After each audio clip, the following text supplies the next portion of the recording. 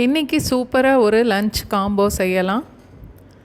மாம்பழம் மோர் குழம்பு, அதோடு சேர்த்து சாப்பிட்றதுக்கு ஒரு பீன்ஸ் பொரியல்.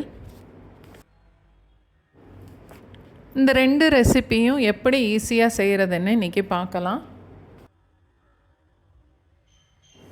நல்ல பெரிய சைஸில் ஒரு மாம்பழம் தோல் சீவிட்டு சின்ன சின்ன துண்டாக வெட்டி எடுத்திருக்கேன். 5 இல்லை 6 பீஸ் எடுத்து தனியாக வச்சுட்டு மிச்சம் உள்ள மாம்பழத்தை மட்டும் வேக வைக்கலாம். 1 கப் அளவுக்கு தண்ணி சேர்த்துட்டு 2 பச்சை மிளகாவும் கீறி போட்டு 2-3 நிமிஷத்துக்கு மூடி வச்சு வேக விடணும். மாம்பழம் வேகிற நேரத்தில் மோர் குழம்புக்கு அரைச்சி எடுத்துடலாம். 2 சின்ன வெங்காயம், 3 டேபிள் ஸ்பூன் தேங்காய், 1 ஸ்பூன் சீரகம், ஒரே 1 பல்லு பூண்டு, அதோட ஒரு 1/4 டீஸ்பூன் மஞ்சத்தூளும் சேர்த்து நல்லா நைஸாக மிக்சியில் அரைச்சி எடுத்துக்கணும்.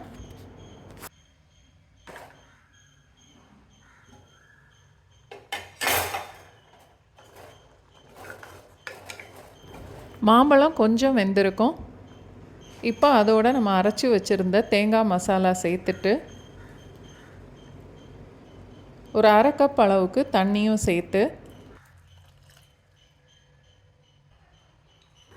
தேவையான அளவு உப்பும் சேர்த்து நல்லா கலந்துட்டு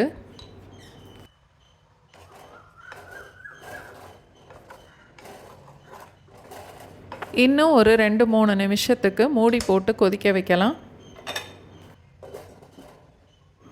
கெட்டியாக 1 கப்பு தயிர், தனியாக எடுத்து வச்சுருந்த 5-6 துண்டு மாம்பழம், 2யும் மிக்சியில் போட்டு நல்லா அடித்து எடுத்துக்கணும்.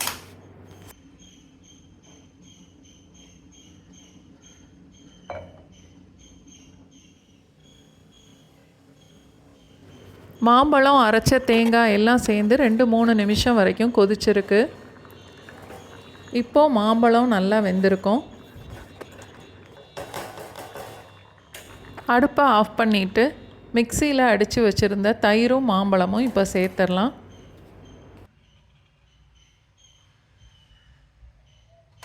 மோர் குழம்புக்கு தேங்காய் எண்ணெயில் தாளித்தா நல்லாயிருக்கும். 2 டீஸ்பூன் தேங்காய் எண்ணெய், 1 மிளகாய் வத்தல், 1/2 டீஸ்பூன் கடுகு, கொஞ்சமாக வெந்தயம், 2 இல்லை 3 கொத்து கருவேப்பிலை, 4 இல்லை 5 சின்ன வெங்காயம் பொடிசாக வெட்டி அதையும் சேர்த்து நல்லா வதக்கிட்டு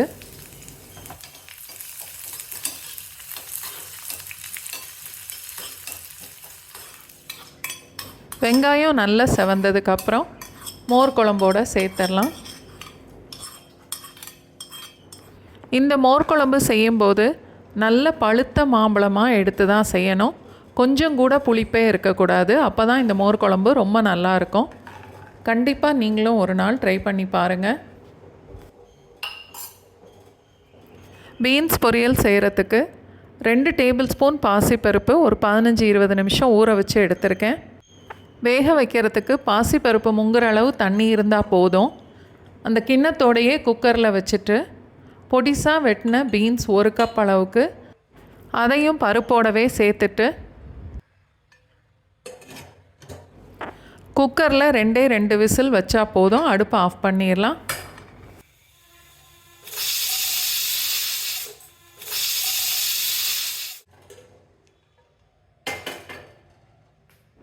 இப்போது பருப்பு, காய் 2மே நல்லா வெந்திருக்கு.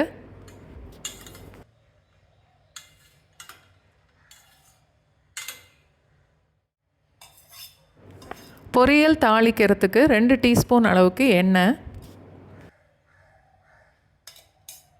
2 மிளகாய் வத்தல், 1/2 டீஸ்பூன் அளவுக்கு கடுகு, கொஞ்சம் உளுந்தம்பருப்பு, கருவேப்பிலை,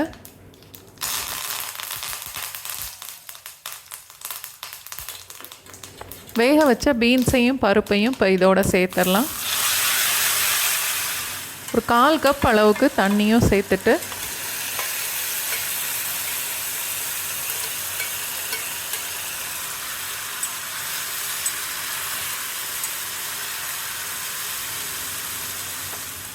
தேவையான அளவுக்கு உப்பு,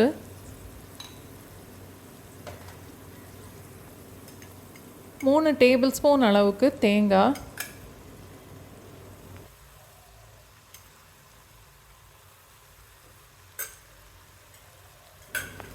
நல்லா கலந்து விட்டுட்டு 1 நிமிஷம் வரைக்கும் அடுப்பில் லோ ஃப்ளேம்லேயே இருக்கட்டும்.